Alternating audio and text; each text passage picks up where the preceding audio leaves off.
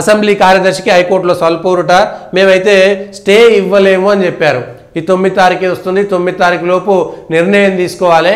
ఆ నిర్ణయం తీసుకుంటారా లేదా చూడాలి. హైకోర్టు ఇచ్చినటువంటి నెల రోజుల గడువులో ఈ పార్టీ మారినటువంటి ఎమ్మెల్యేలకు సంబంధించినటువంటి విషయంలో స్పీకరు చర్య తీసుకుంటారా లేదా అనేటువంటిది నెల రోజుల గడువు అయ్యేలోపు పూర్తి స్థాయి నిర్ణయం తీసుకుంటారా లేదా.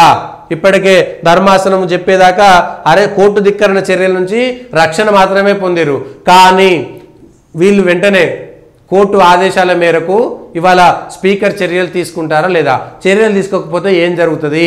ఇగో ఇప్పుడు ఇది రాజకీయం, ముందున్నది ముసల పండుగ, అయితే ముందున్నది గొయ్యి. ఆ విషయాలు కూడా బయటికి రావాలి. రాజకీయాలు నిన్నట ఎక్కడ చూసినాం, హర్యానాలో అప్పటిదాకా పార్టీలో ఉన్నాడు.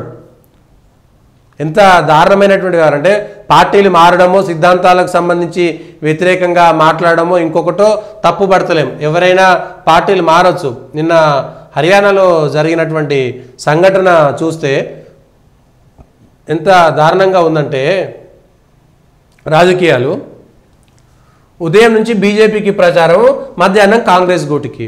కాంగ్రెస్ పోవడంలో తప్పులేదు, ఎవరైనా ఎట్లయినా.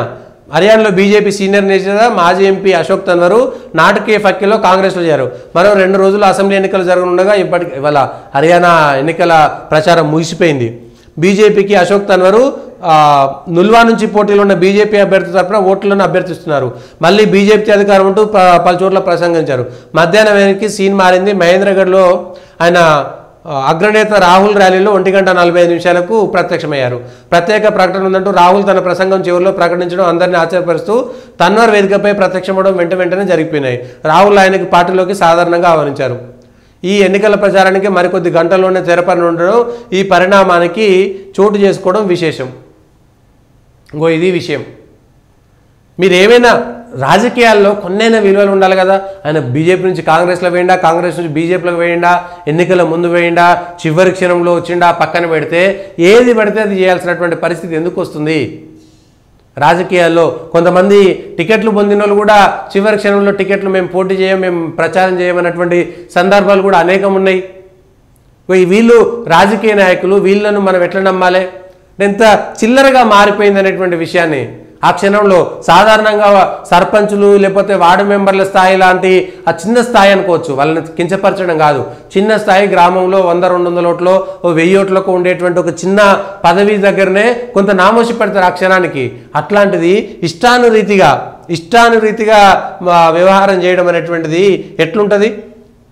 ఇగో ఇది పరిస్థితి.